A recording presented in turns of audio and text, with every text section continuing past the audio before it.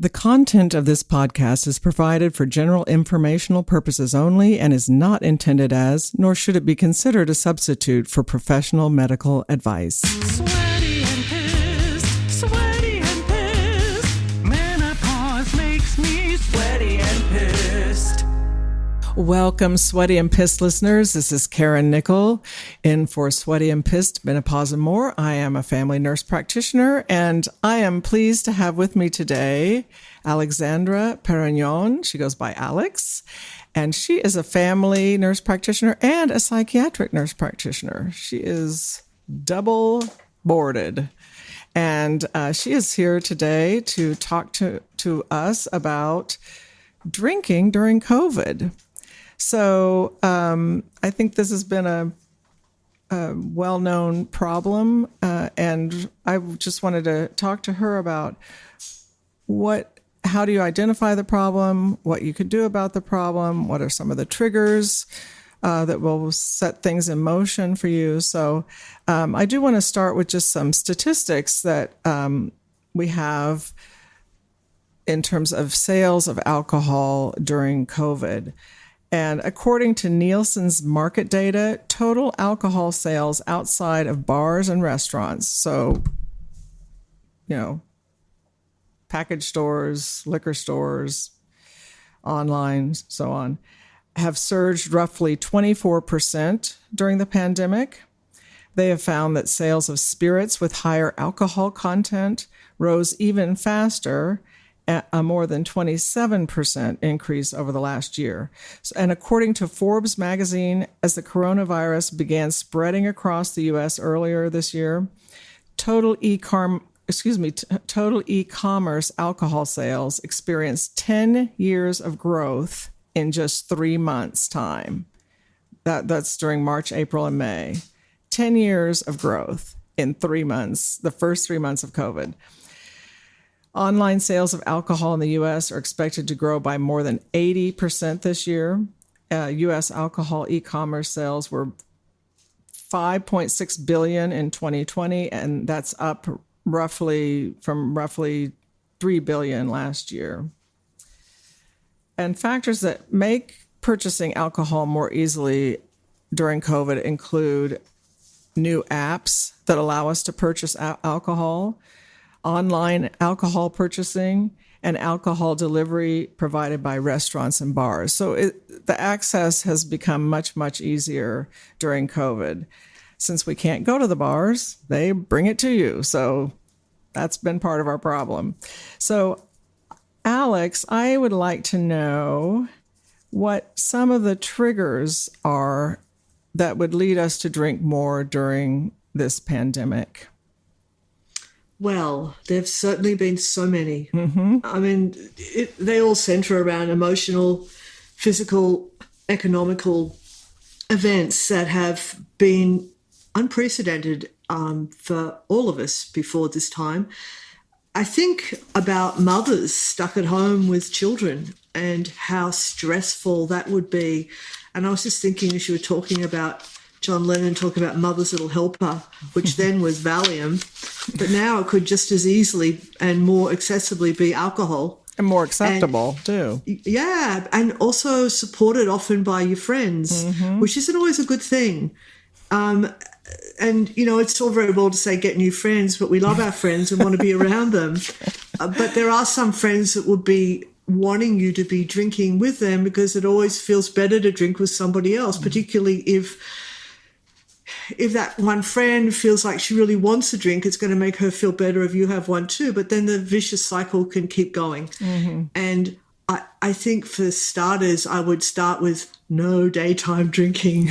Yeah. Because it's just, it's just going to start something that perhaps you don't want to keep going. Yeah. And, no matter how stressful the day is. You're talking about stress in mothers at home, and mothers and fathers, not only trying to work at home, but trying to help their children learn remotely. And, I have patients who say, I'm trying to keep my 5-year-old kindergartner in front of a computer 7 hours a day. I can't even imagine that. Yeah, not to mention relearning math again, the new way. Exactly. So, yeah, the stress is profound. Yeah. So it's been a real problem. Yeah. So stress is a big, big one. And I think that if you are prone to excessive drinking, a lot of people have relapses during something like this as well. You know, they're home alone, they're isolated. There's a lot more depression. Well, sure. And then, like, if you were part of AA, which is, you know, a wonderful support system, a lot of those meetings shut down. And then it became an online thing. Well, online is not quite the same for people as it is to be in a room full of your friends giving you support that you need. So a lot of that support seemed to go away, and it had to be found a different way. And some people can do online things very successfully, but I think there are certain people who they don't learn well online, they don't interact well online. So it really has been a problem.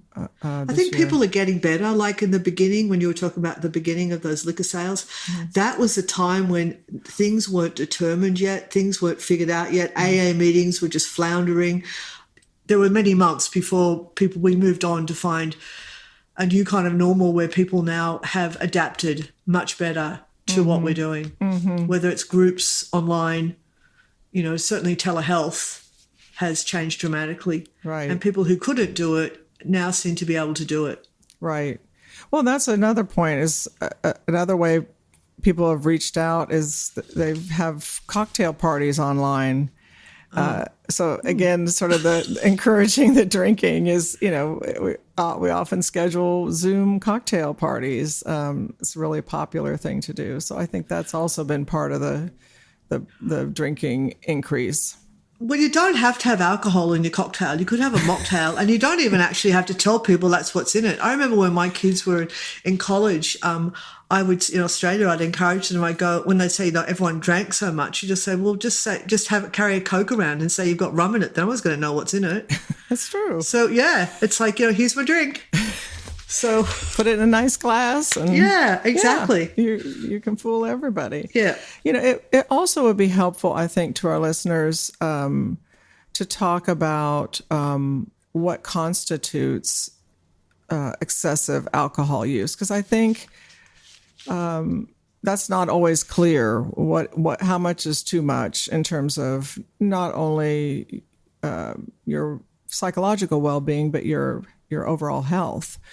And I know there's a simple questionnaire that you can answer that will really help pinpoint whether that you've got a problem or not. There is a simple questionnaire that's used for alcohol use disorder clarification. It's called the CAGE. It's 4 questions. The first one is, have you ever felt you should cut down on your drinking? That's the C is for cut down.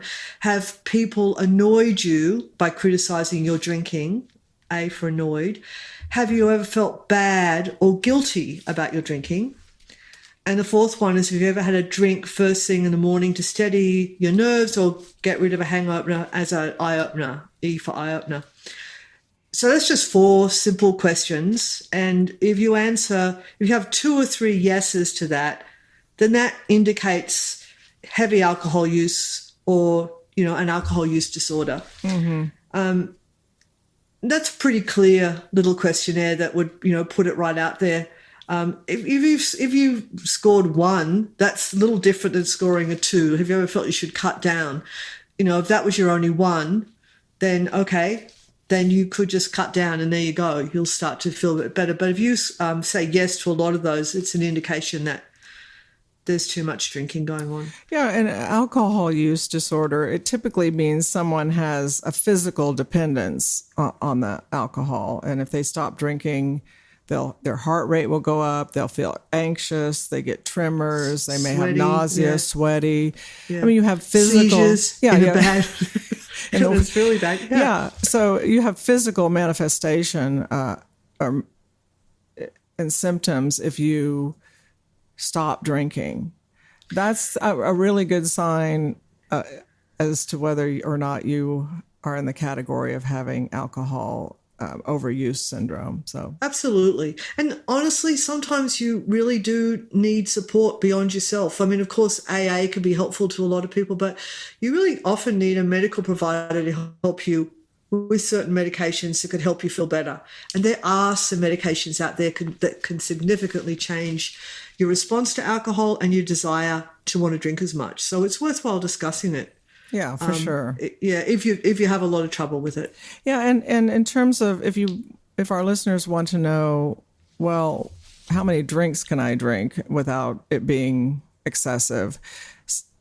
The current guidelines are moderate drinking is up to 1 drink, which is 12 ounces of beer, 5 ounces of wine, or 1.5 ounces of distilled spirits per day for women, and 2 drinks for men.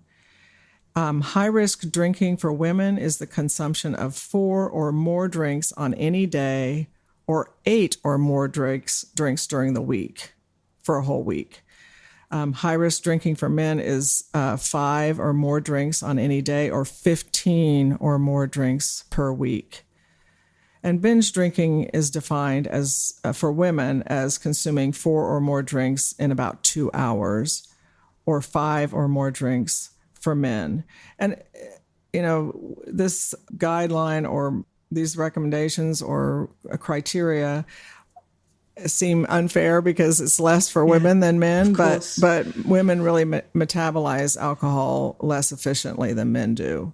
So that's why moderate drinking for women and high risk drinking for women is a lower amount than for men. So, So that's if you want to assess whether you're a moderate drinker, heavy drinker, high risk drinker, or binge drinker. And Alex and I were talking before the show, saying that probably considered light drinker is maybe 1 or 2 drinks over the weekend. Yeah, so that you basically say to yourself, I'm not going to drink through the week. I'll just drink on the weekend. And then you spread it out a little bit so that you have maybe 4 drinks over the weekend. Ultimately, people, well, see, I think that's a lot. 4 drinks? For women, again. Yeah. Well, so again, if you're looking at every day, so two drinks... 2 drinks is, to me, a lot. I feel like if you really want to cut down, it should just be Friday and Saturday night and maybe Sunday, but a drink a night and then that's it. And it's so much better. I mean, it's better for so many other things anyway. People always tend to say they feel better when they're not drinking anyway. So you're trending towards hoping that you feel better. It's also less calorie consumption. That's always something that you want to have. So there you go. And then people notice things about themselves when they drink that they don't necessarily like. They won't necessarily think they're alcoholics, and they may not be. But I was just reading something the other day that Chrissy Teigen, the model, was saying that she's not going to drink anymore. Not because she necessarily thinks she has an alcohol use disorder, but because she gets really mean when she drinks. And she's recognized that in herself. And she thought, well, I'm not going to drink anymore. And she said, I feel better for it. And I thought, well, good for you, because you recognize things about yourself that you don't like, and therefore you're just going to stop it just like that. So it's interesting. There's a lot of people that do not drink that used to drink anymore. And it's a good thing. Yeah. It's good. You're right. It's good to evaluate how you feel when you're drinking, when you're not drinking. And you're right. Yeah. Typically, people feel better without drinking alcohol. So we're going to take a little break right now. And when we come back, I want to talk about maybe some more triggers and then some things that we can do for self-healing and calming so that we are less likely to turn to the bottle of red wine on the counter. So we'll be right back and we'll talk about that.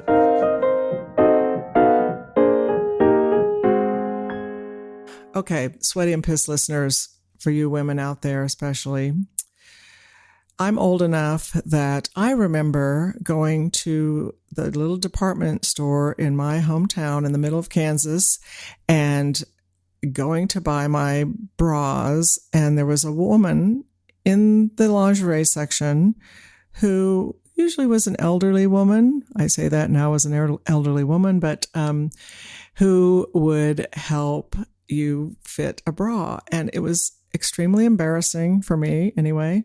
And, they put a bra on you and shove things around and try to find just the right fit for you. And we don't have to do that anymore, because there is a place you can buy a bra and get the perfect fit and not have to have that woman in the dressing room shoving your breasts around in the bra, which is so wonderful that we have that these days. This company is called Third Love. And I understand why it's Third Love, because my first love is my husband and my son. And my second love is music. And after wearing this bra, I'm pretty sure that this is my third love. So they use millions of measurements from millions of women to design a bra that will fit you perfectly and be comfortable all day. And they have cup sizes from AA to I. So huge range. They even have half cups, and they have bands from 30 to 48 inches. And they have no slip straps and scratch-free band. They're just so comfortable, so well designed. And instead of having the woman in the dressing room, you go to their website and you have a fitting room quiz. The fitting room quiz is fun and super easy, and it focuses on size, breast shape, your current fit issues, and your personal style. And that way they can design and make a bra that is perfectly fitted for you. And the whole time you're doing this quiz, if you're not sure how to answer it, there are fit stylists who are online, and you can have a one-on-one chat to have them answer questions for you if you're not sure exactly what they're looking for or what you have. They can really help you hone in on what would be right for you. And the fitting room has helped 18 million women find their true bra size. So they also stand behind their products. And I have to tell you, I have a Third Love bra. I like wireless bras personally. It's a wireless bra, so they do have that option. And a pair of underwear and a camisole from Third Love. And so comfortable. They don't bind. And what's so strange to me is when I first put that bra on, it fit perfectly. I didn't have to adjust the straps or anything. It was just amazing to me. So you will be pleased. I promise you, you will be pleased. And if you're not pleased, they have a guarantee that they will take back the product if you don't like it. So I don't think that will be the case. I think you will love it, frankly. And the other thing that I love about this company, and I try to find as many companies like this as possible to purchase items that I need, because they are about giving back too. Third Love donates all their gently used return bras to women in need, and they supporting charities in San Francisco and across the United States. And so far, Third Love has donated over $40 million worth of bras. It's pretty impressive. So I highly encourage you to go to their website and do that quiz and get a bra that really, really fits you. Underwear too. By the way, that underwear does not ride up. So that's a biggie. So Third Love knows there's a perfect bra for everyone. So right now, they are offering my listeners 20% off your first order. Go to thirdlove.com/sweaty now to find your perfect fitting bra and get 20% off your first purchase. That's thirdlove.com/sweaty for 20% off today.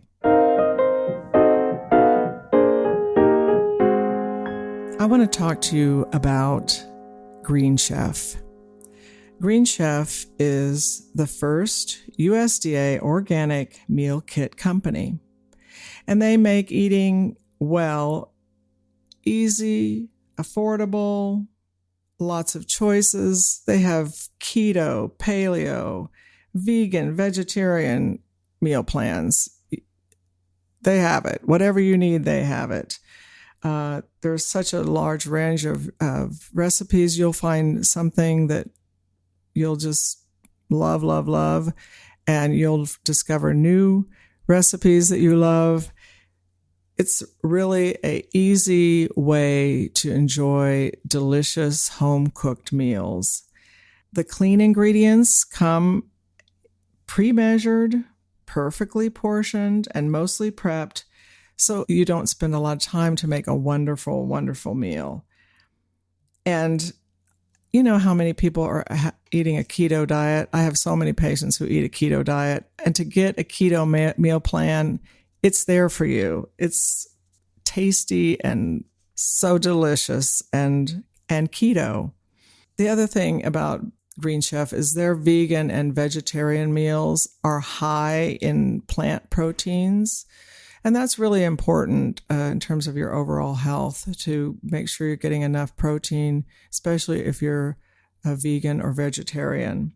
I just love these recipes, and my husband loves them, and he does a lot of the prep work because I'm at work late. So he finds them easy to put together. They look beautiful because there's lots of color in them, which is so important to have lots of color in all your food instead of eating all yellow and brown foods.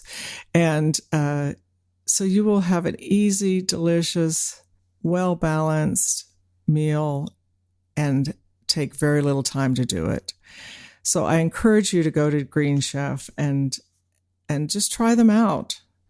Go to greenchef.com/sweaty90 and use code sweaty90 to get $90 off, including free shipping.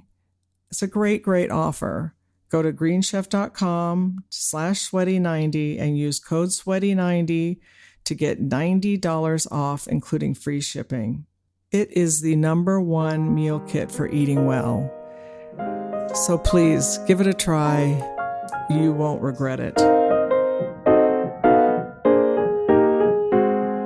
Well, welcome back. Again, we have Alexandra Perrignon here with us to talk about drinking during COVID. Alex is a family nurse practitioner and psychiatric nurse practitioner and has a psychiatric practice in Asheville. And we're going to talk a little bit about what we can do to help avoid picking up that glass of red wine and do some other things that are more healing and calming, rather than trying to calm your nerves with alcohol. What is your favorite recommendation for people? Well, I think that it's really important to get exercise. It helps everything. It helps with stress. It helps you sleep. Mm-hmm. And it's something that just shouldn't be ignored. And we were just saying before we started talking that on air that I recommend to my patients that they actually schedule exercises into their phone. They schedule a time that they know they're going to be exercising, whatever it's going to be, whether it's going to be yoga, whether it's going to be walking.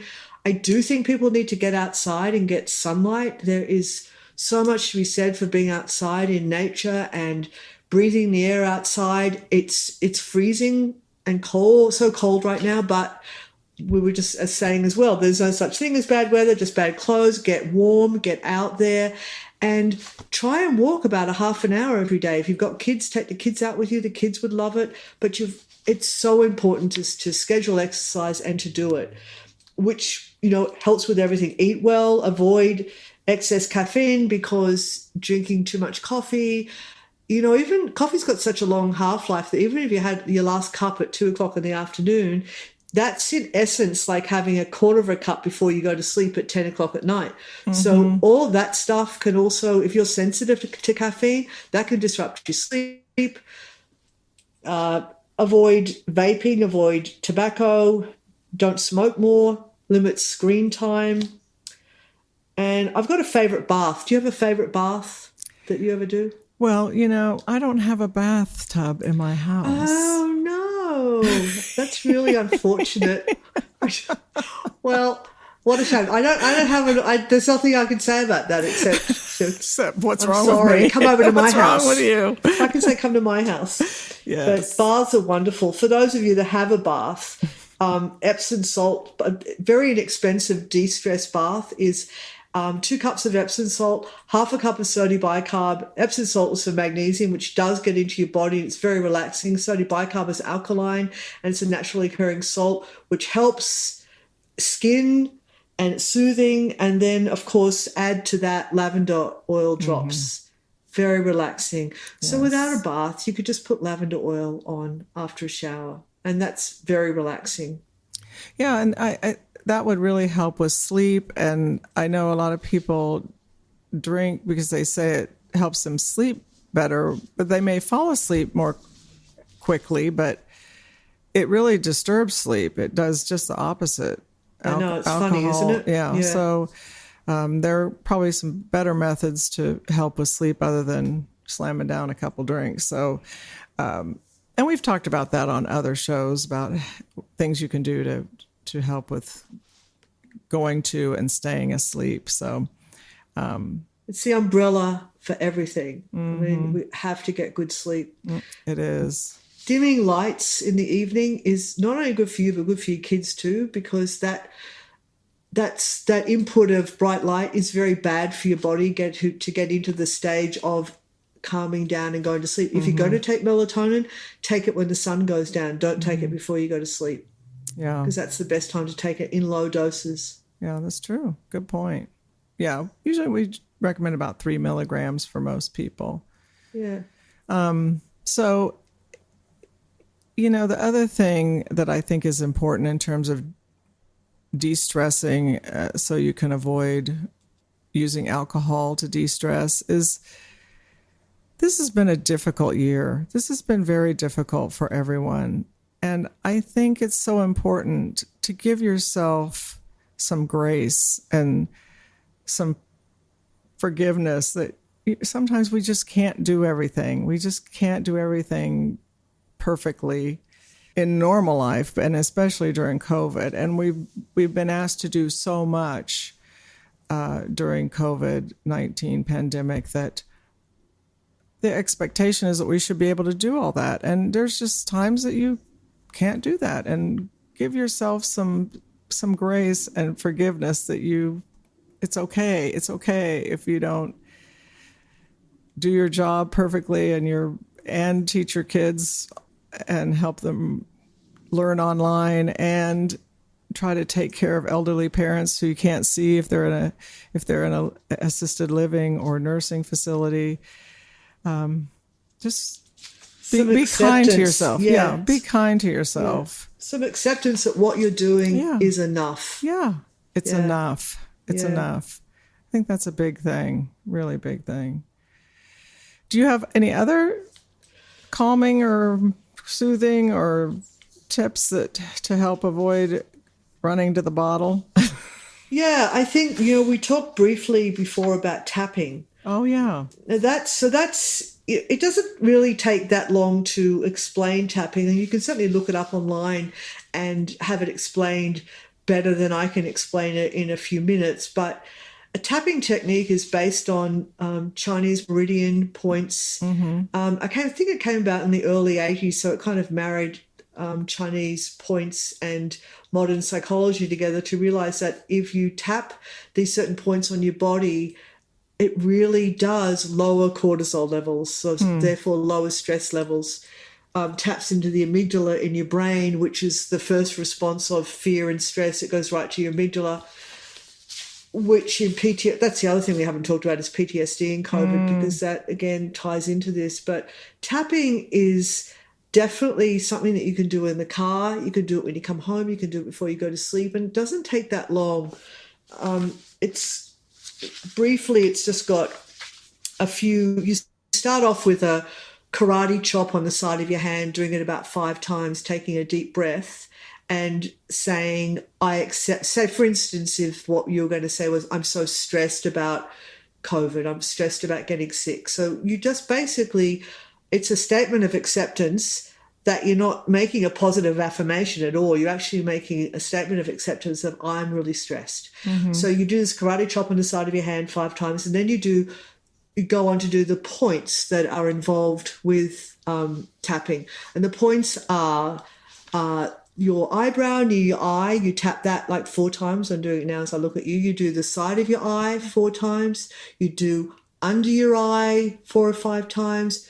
You do under your nose 4 or 5 times you tap. Then you do your chin, the dimple of your chin, your collarbone 4 or 5 times. Under your arm, like lower in your arm, like bra strap area, and then finally on the top of your head. And then when you've done that, you take another few deep breaths and assess your anxiety level, and you say to yourself, where do I feel? Am I still that anxious? If you feel a lot less anxious and it's like 2 out of 10, that's good. If you're still feeling a higher level of stress, then you take another deep breath and you go, I accept I have remaining stress, and you go through the whole process again. So look online, look up tappingsolutions.com. That's a very good website that explains it to you much better than I am as I rush through it, but it's very, very effective. When I used to work with kids in residential, I'd notice they'd start tapping because they were taught to do so by the therapist, and they did well with it, and it really works. Yeah, well, So and it's an especially interesting with children, it gives them a tool, and adults. But I can see where that would be really beneficial in children because they have something concrete that they can do to help calm their nerves.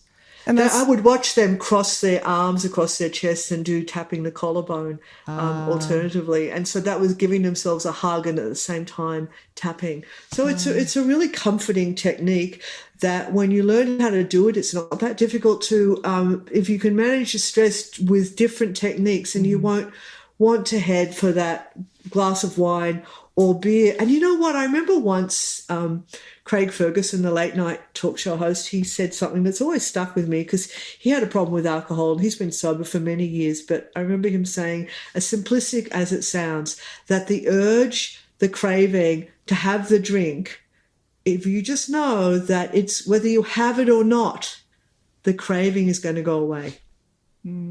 That's a very simplistic little statement that can help you realize that it's just an urge, it's just a craving, and it will pass. That's probably true for sugar too. Probably true. Yep. It's just this, desire we have, but you're not going to be there probably unless you have an absolute alcohol problem. You're not going to be pacing the floor all night long saying, I need a drink, I need a drink, I need a drink, because the urge to have it will go.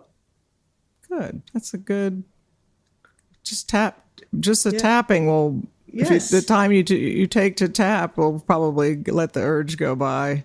Absolutely. You're doing something else, you're distracting yourself with something that can help your cortisol levels.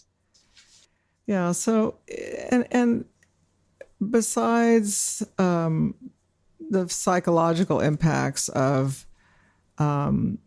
drinking too much or drinking every day, because it really can affect mood. Like, you've said about the actress who realized she was mean when she drank. It really can impact mood.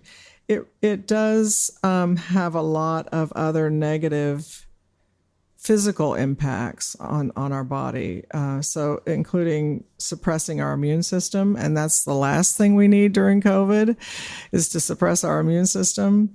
It damages the intestinal lining, which then can allow for access of bad bacteria into the body, again, which stresses your immune system. It increases inflammation in the body, another immune system stressor. It causes bone marrow suppression, and blood cells are made in our bone marrow, and including white blood cells, which helped us defend against disease. That's what they're there for. Alcohol can slow the function of cells that are responsible for cleaning pathogens as we breathe in. And if those cells, if those cells slow in function, you're more likely to get infections, respiratory tract infections, and you're going to have more difficulty clearing a respiratory infection. So in terms of COVID specifically, all those negative things that can happen physically put you at higher risk for not only getting COVID-19, but for having severe or serious symptoms or complications of the virus. So that's, if nothing else is an argument, that's a pretty good one, I think. Absolutely. Absolutely. It's a very good one. So make a special drink, have a beautiful special drink. You get the blender out and make some fun mocktails, strawberry and cucumber together with a sprig of mint. Of course, the mint's all dead right now, but I can't wait for summer to come back. But, just a fun frozen drink can be delicious and can be a replacement. It doesn't have to be alcohol. Yeah. Well, and even if you want to have a glass of wine, mix it with some sparkling water. Drink an ounce of wine with sparkling water instead of 5 or 6 ounces of wine. Exactly. What was that called again when you had wine with seltzer? Is it a spritzer? That's a spritzer. Yeah. I'll have a spritzer, please. I'll have a spritzer. Yes. Spritzer over here for 5 people. Thank you. Yeah. So that that's another way to cut back on volume is dilute it. Absolutely good point. It's interesting that the World Health Organization issued a warning this spring when COVID started, urging governments to reconsider making alcohol widely available during the pandemic and to instead step up counseling and treatment opportunities. So I don't think we did that in the U.S. I don't think we did it in the U.S. I think we made alcohol more available is I think what we did. Yeah. So we didn't do a lot in the U.S., but I think that, things are starting to change a bit and hopefully we'll reach a different level with this pandemic where we all coping a little bit better. Yeah. Including hopefully. Having less incidents as vaccines come into being. Yes, I got my second COVID-19 vaccine this morning. Thrilled about that. Congratulations. Thrilled. And it's a good feeling, Thank isn't you. it? Yeah. I feel like I got some kind of vaccine diploma or something. Yeah, well, you did. I'm getting my second one tomorrow. It's like it's really a great time of hope, and I'm really looking forward to seeing you in a vaccinated bubble. Won't that be good? Be nice? Yeah, very nice. Very nice. Yeah. It's great to see each other again in person. That would be so much fun. Well, I'm so grateful to you for taking the time to be with us and be with our listeners to impart your wisdom about alcohol during COVID and how to help yourself avoid over drinking or cutting out drinking altogether. So I hope that's been helpful to you. I do want to thank Third Love for sponsoring this episode. And I want to thank Forrest Wenzel for producing today's episode. And today is Forrest Wenzel's birthday, and I want to give him a happy birthday wish. Happy birthday, Forrest. You know that I was here for your last birthday too? That's so funny because I remember last time I did this with you, it was Forrest's birthday. Yay! Wow, Forrest, we've got a whole year. I know. So happy birthday to Forrest, and want to thank him for producing and composing our theme music, and thanks Stephen Brown for our artwork.